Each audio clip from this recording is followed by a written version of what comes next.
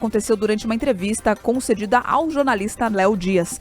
O ex-presidente foi denunciado ao Supremo Tribunal Federal por envolvimento na tentativa de golpe de Estado junto com outras 33 pessoas. Ao ser questionado sobre o julgamento dessa acusação, Bolsonaro afirmou que a primeira turma da corte, onde a denúncia será analisada, é conhecida como Câmara de Gás. Vamos conferir então um trecho do que Bolsonaro falou durante essa entrevista, fazendo essa analogia sobre a primeira turma do STF. Olha só.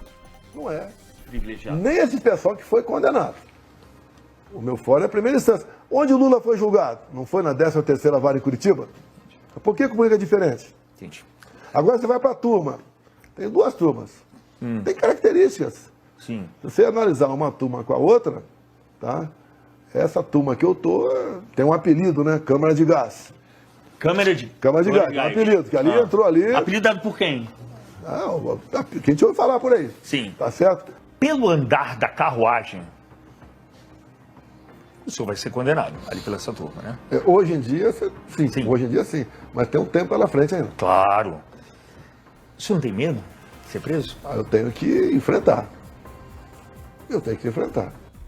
Olha, a primeira turma do STF é composta pelos ministros Alexandre de Moraes, Carmen Lúcia, Luiz Fux, Cristiano Zanin e Flávio Dino. A denúncia da PGR contra Bolsonaro também foi alvo de comentário do presidente da Corte, o ministro Luiz Roberto Barroso. O magistrado falou sobre o assunto durante a participação dele em um seminário em São Paulo na noite da última terça. Segundo Barroso, a acusação da Procuradoria-Geral da República mostra abre aspas, uma aparente articulação para golpe, fecha aspas.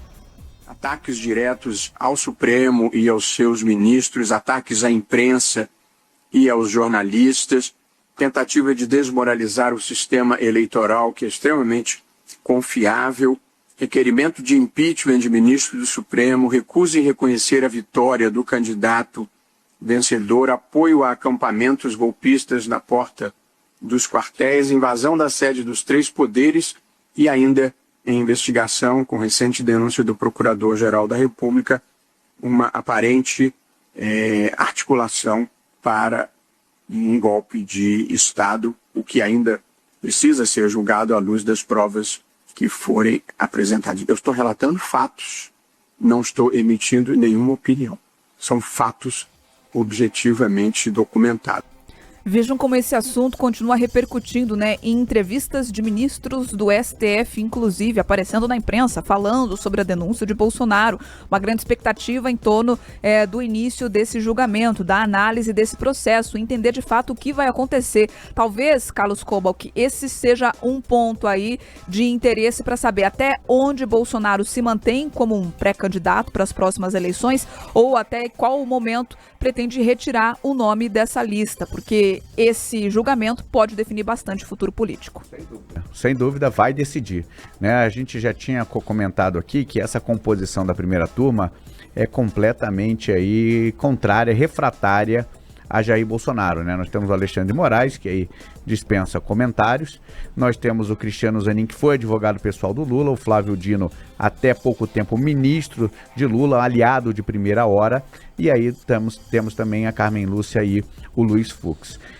Essa composição é tão ruim ao Jair Bolsonaro que a defesa dele já até entrou com pedido de suspeição, tanto do Zanin quanto do Flávio Dino, no julgamento aí desse processo, dessa denúncia feita pela PGR. Agora, tem um ponto aqui que a gente tem que destacar, que o Jair Bolsonaro também falou nessa entrevista, que é a questão do foro privilegiado. E ele fez uma pergunta que até agora ninguém respondeu. Por que o Lula foi julgado na primeira instância e ele está sendo julgado na última instância, onde você não tem mais recurso, a decisão que vier do Supremo Tribunal Federal não cabe mais recurso. E por que o Lula foi julgado na primeira instância? Vamos relembrar aqui o ministro Marco Aurélio Mello, do ex-ministro do Supremo Tribunal Federal, já deu entrevista, falou abertamente que no entendimento dele, pela Constituição, Jair Bolsonaro não tem a prerrogativa de foro e por isso deveria ser julgado na primeira instância e não no Supremo Tribunal Federal. Agora, não tenha dúvida, toda e qualquer declaração de Jair Bolsonaro sobre esse processo, sobre esse julgamento, também tem uma estratégia por trás, faz parte de uma estratégia, porque obviamente ele não quer ser condenado pelos crimes que estão sendo atribuídos a ele. Então, o Jair Bolsonaro vai fazer, e ele é bom nisso, de provocar, entre aspas, no bom sentido, essa reação dos ministros para deixá-los aí, de alguma forma, constrangidos para que esse julgamento seja postergado ou